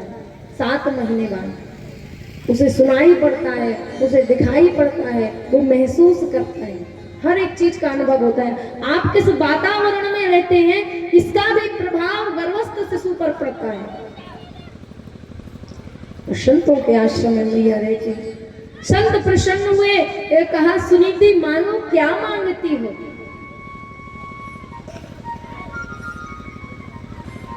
तो आज भैया सुनीति कहती है कि मुझे तो एक बालक है, मैं चाहती हूं कि मेरी सौत को भी एक पुत्र हो जाए। ये है सुनीति। बोले सुष्टहा नीतम शिष्यात् सुनीति, जो हमेशा नीति पर चले, जो नीति के मार्ग पर चले, वह है सुनीति। संतों ने कहा जिसके कारण तुम आज यहाँ भटक रही हो, उसके लिए पुत्र की कामना करती हो। सुरुचि, जो स्वयं की रुचि के अनुकूल चले, वो सुरुचि। संतों ने आशीर्वाद दिया। समय पश्चात सुरुचि को भी एक पुत्र हुआ, जिसका नाम है उत्तम। आज सुनीति के पुत्र जिनका नाम है ध्रुव, 4 वर्ष की आयु, जैसे ही महल में प्रवेश किया, महाराजा उत्तान पाद बैठे हुए थे, दौड़ कर गए और सिंहासन पर जाकर बैठ गए। मैया सुरुचि आती है और ध्रुव जी का हाथ पकड़ा और हटा दिया। अरे सिंहासन पर बैठ गए, तुम्हारा अधिकार नहीं है कि तुम इस सिंहासन पर बैठो। कहा मां क्यों? मैया सुरुचि कहती हैं अगर तुम्हें सिंहासन पर बैठना है तो पहले भगवान को प्रसन्न करना पड़ेगा, भगवान की आराधना करनी पड़ेगी, तब कहीं जाकर भगवान प्रसन्न होगा। तब उनसे मांगना कि मैं अगली बार जब जन्म लूं तो मैया सुरुचि के गर्भ से लूं, तब जाकर कर सिंहासन पर बैठ पाऊं। श्री सुखदेव जी कहते राजा परीक्षित, आज मैया सुरुचि ने गर्भ को इतना उत्तम बता दिया, जबकि सबसे अधिक कष्ट जीव को गर्भ में होता है। गर्भ में जीव को छोटे कीड़े मकोड़े काटते हैं। अगर माता कुछ गर्म पी ले ना तो जीव को कष्ट होता है, कुछ ठंडा पान करे तो जीव को कष्ट होता है। अनेक यातनाएं मिलती हैं गर्भ में।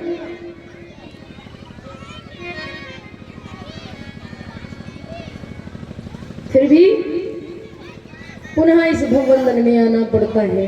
आज इतना सुना तो दौड़ते हुए रोते हुए श्री ध्रुव जी महाराज मैया सुनीति के पास आते और कहते हैं कि रोए रोए कहे ध्रुव महाराज मैया मोए मौसी ने मारा। रोए रोए कहे ध्रुव महाराज मैया मोए मौसी ने मारा।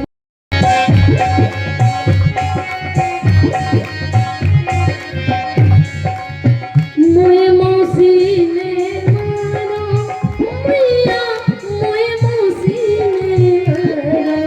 रोए रोए रोए रोए कहे ध्रुव महाराज मैया मोए मौसी ने मारा।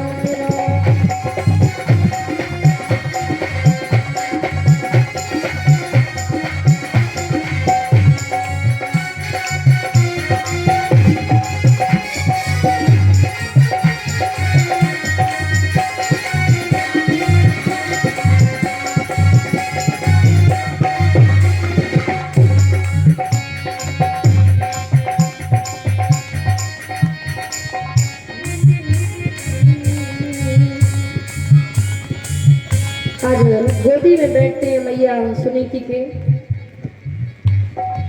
मोए मौसी ने मारा मैया मोए मौसी ने मारा।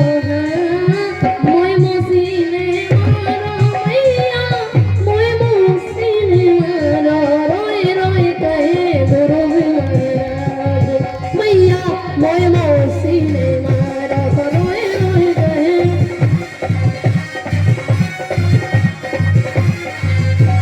रोए रोए कहे कथा का वर्णन करते हुए कहते हैं राजा परीक्षित, जब राजसूय यज्ञ में भगवान को प्रथम पूज्य बनाने लगे तब शिशुपाल ने रोका।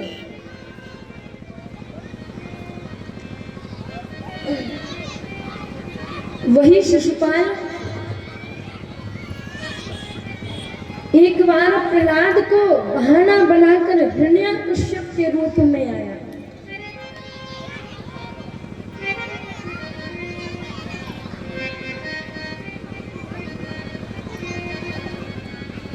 जो माता दिति ने दो पुत्रों को जन्म दिया था, हिरण्याक्ष और हिरण्याकश्यप, राक्षसों का राजा हिरण्याकश्यप,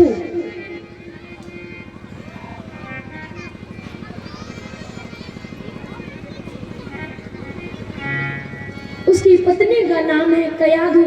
आज समय पश्चात उसने 4 पुत्रों को जन्म दिया, अनुल्लाद, हल्लाद, सहिल्लाद और प्रहलाद।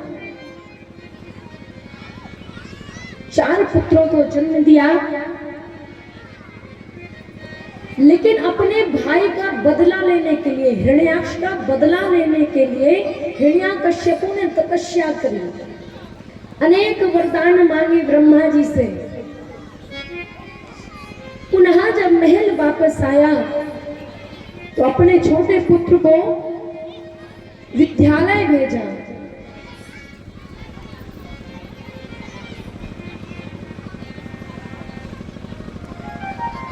शंडा अमर्क जी उस समय गुरु थे विद्यालय के।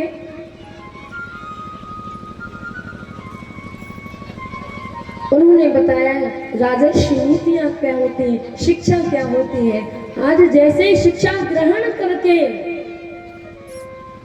पिताश्री के पास आए तो हिरण्याकश्यप ने प्रहलाद को अंक में भर लिया, गले से लगा लिया, पुत्र क्या सीख कर आए हैं। प्रहलाद जी ने कहा कि संसार की सृष्टि में जीव क्षणभंगुर है, केवल सत्य है तो केवल केवल परमात्मा का नाम है, दूसरा कुछ नहीं। हिरण्यकश्यपु ने प्रहलाद को खींचकर फेंक दिया। अरे किस भगवान की बात करता है तू मेरा शत्रु है, वो मेरा बैर है। प्रहलाद जी कहते पिताश्री बैरी और शत्रु हम और आप हो सकते हैं, भगवान से किसी का कोई बैर नहीं होता। एको अहम द्वितीयो भूतो न भविष्यति, केवल एक ईश्वर होता है, तो दूसरा कोई और नहीं है। भगवान दो नहीं होते, भगवान एक होते हैं। ये जो हम दर्शन करते हैं ना, ब्रह्मा विष्णु महेश, भगवान है, कल्पों की कथा है, लेकिन भगवान ईश्वर एक है। ये तो उन्होंने दर्शन दिए हैं अनेक छवियों में।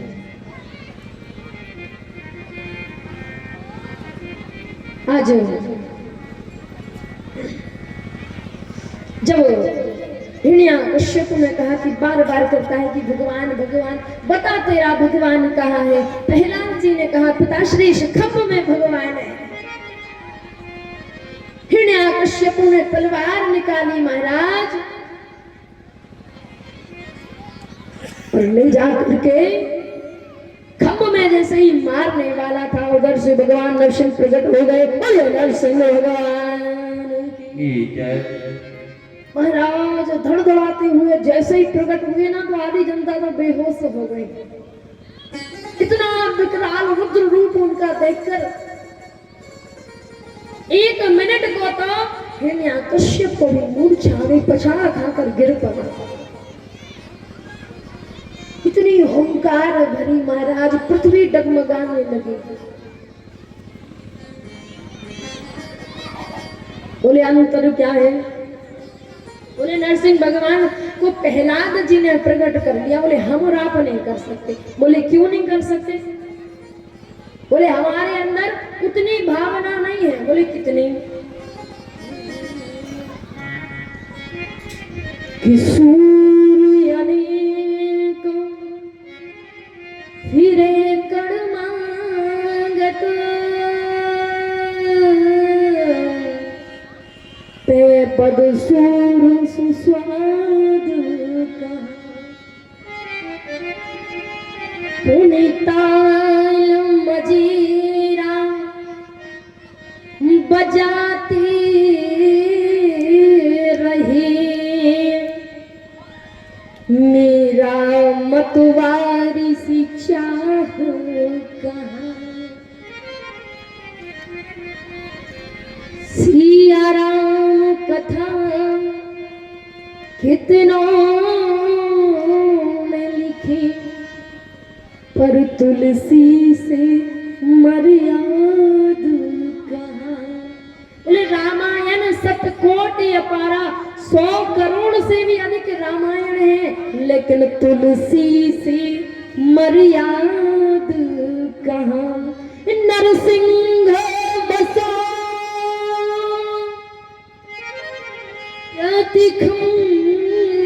वन में, पर कारण को प्रहलाद कहाँ, कारण को प्रहलाद कहाँ। नरसिंह भगवान आज भी प्रत्येक खंबे में है, लेकिन हम प्रहलाद नहीं बन पा रहे। आज जैसे ही ओंकार भरी महाराज, तो नरसिंह भगवान ने हिरण्यकश्यप को पकड़ा और महल की देहरी पर बिठाया। खूब हंसने लगा। कौन? हिरण्यकश्यप। बोले क्यों हंस रहे? बोले इसलिए हंस रहे कि आप हमें मार ही नहीं सकते, आप हमें मार नहीं सकते। बोले क्यों नहीं मार सकते? बोले हमने ब्रह्मा से वरदान प्राप्त किया, ना अंदर मरू ना बाहर मरू। भगवान ने कहा हिरण्यकश्यपु नेत्र खोल कर देखो, तुम बीच देहरी में हो, न घर के उस तरफ हो न घर के इस तरफ। बोले फिर भी नहीं मार सकते। हंसने लगा। बोले क्यों नहीं मार सकते? बोले इसलिए नहीं मार सकते, मैंने वरदान प्राप्त किया, ना दिन में मरू ना रात्रि में मरू।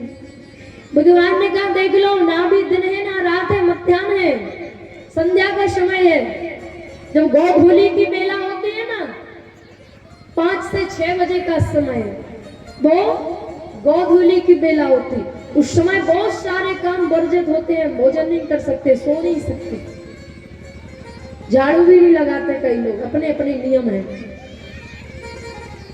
फिर भी हंसने लगा, बोले फिर भी नहीं मार पाओगे, बोले क्यों नहीं मारेंगे? कहा मैंने ब्रह्मा जी से वरदान प्राप्त किया कि ब्रह्मा की सृष्टि में बनाई हुई किसी भी वस्तु से ना मरे। भगवान नरसिंह भगवान ने कहा कि देखो हिरण्यकश्यपु, ना हम तुम्हें तलवार से मारेंगे, ना हसिया चाकू से मारेंगे, ना धनुष बाण से मारेंगे, हम तो अपने नाखूनों से मारेंगे, नखों से मारेंगे आपको। फिर भी नहीं मार सकते, बोले क्यों? वरदान प्राप्त किया कि ब्रह्मा के द्वारा बनाए गए किसी भी जीव जंतु मनुष्य देवदैत्य उसे नहीं मने। भगवान ने कहा हम ब्रह्मा को बनाते हैं, ब्रह्मा हमें नहीं बना सकते। बोले ठीक है, फिर भी हमने वरदान प्राप्त किया था। बोले क्या?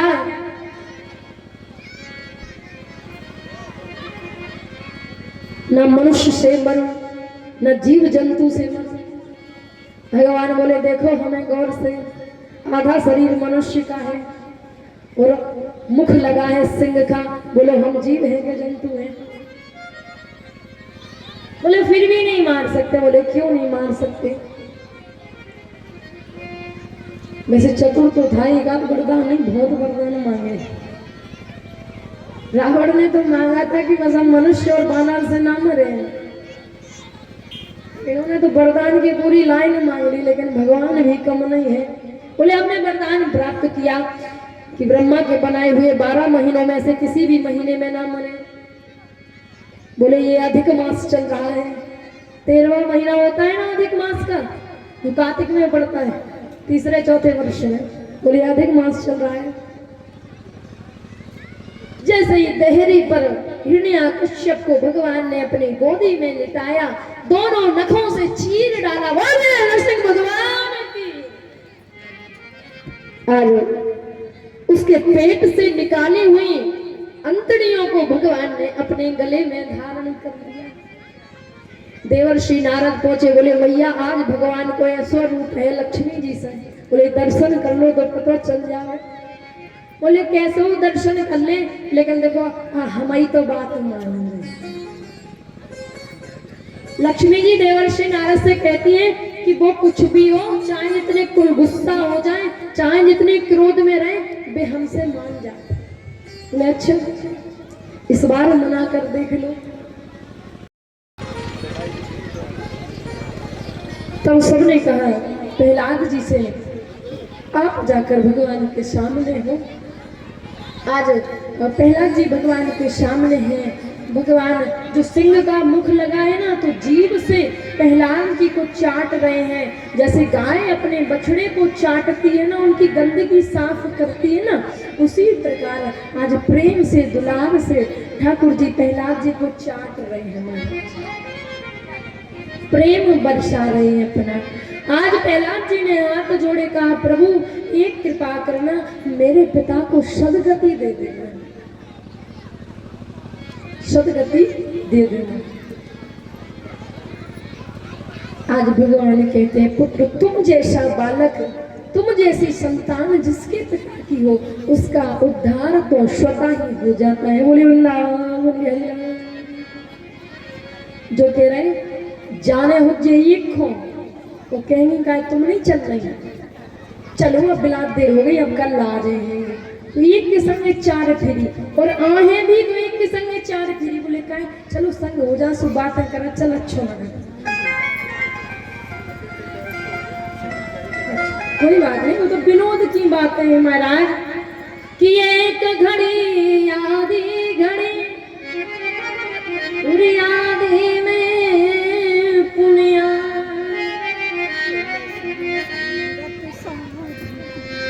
भगवान के लिए तो आप जितना समय निकाल लो वो अनमोल है। बोली वृंदावन में हरिलाल की। आज प्रहलाद जी के पुत्र का नाम है विरोचन, विरोचन के पुत्र का नाम है राजा बलि।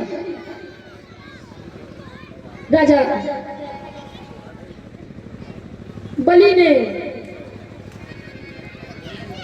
दैत्यों के राजा बलि ने देवताओं को श्री से विहीन कर दिया महाराज। श्री अर्थात लक्ष्मी, रुपए पैसे से विहीन कर दिया। दर दर की ठोकरें खाते फिरते हैं देवता।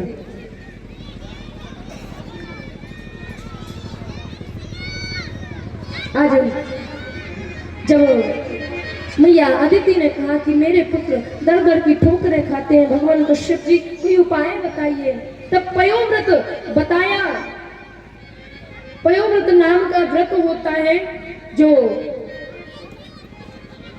कश्यप जी ने मैया अदिति को बताया। देवी, जो कोई भी जीव संसार में इस व्रत का पालन करता है उसको एक सुंदर पुत्र प्राप्त होता है। ये व्रत फागुन के शुक्ल पक्ष में किया जाता है, प्रतिपदा से लेकर त्रयोदशी तक ये व्रत होता है। जो महिलाएं निसंतान हैं वो ये व्रत कर सकते हैं। जिन्हें पुत्र की कामना है वो पयोदश नामक व्रत करती हैं, जो फागुन के शुक्ल पक्ष में किया जाता है।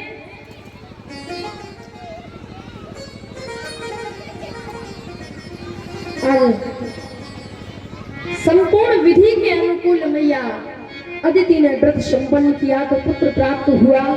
भादो महीने के शुक्ल पक्ष की द्वादशी तिथि के दिन ठीक 12 बजे है मैया अदिति के महल में प्रकट हो गए। बोलिए बामन भगवान।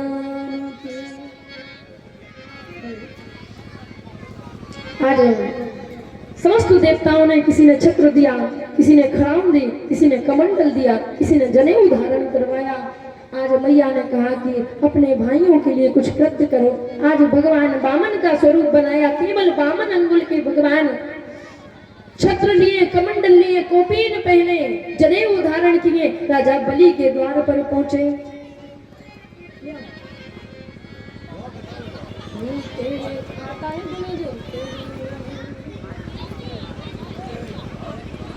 किया, बोले संत द्वार पर आए हैं। उस समय राजा बलि ने संसार को कुशाओं से पाट दिया।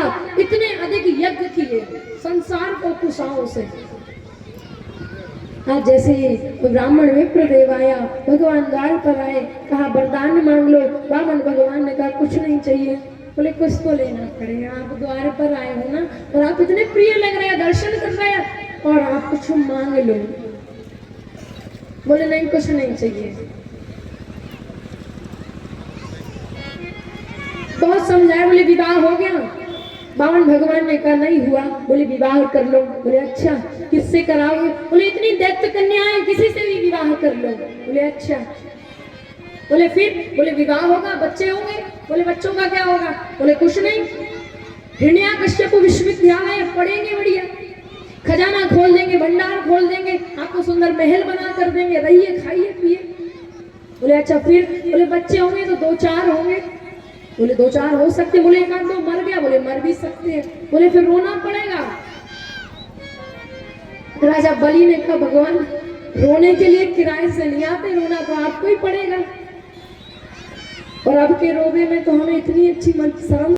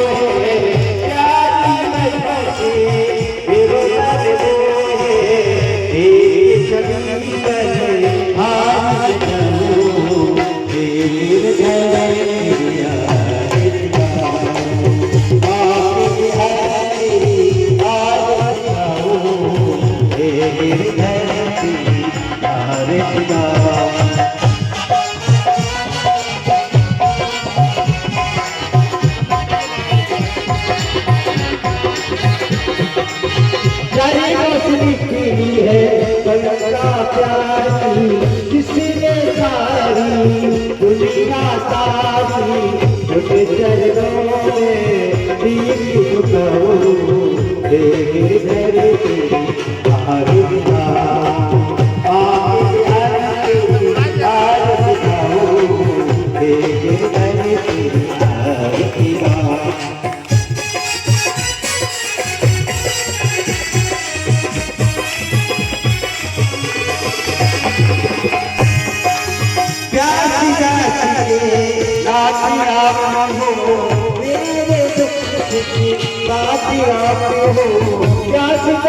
तेरी आरतिया जीवन दुख सुख पासी आते हो पासी सदा श्रावण गाओ बाकी बिहारी तेरी आरती गाओ हे बिहारी तेरी आरती गाओ बाकी बिहारी तेरी आरती गाओ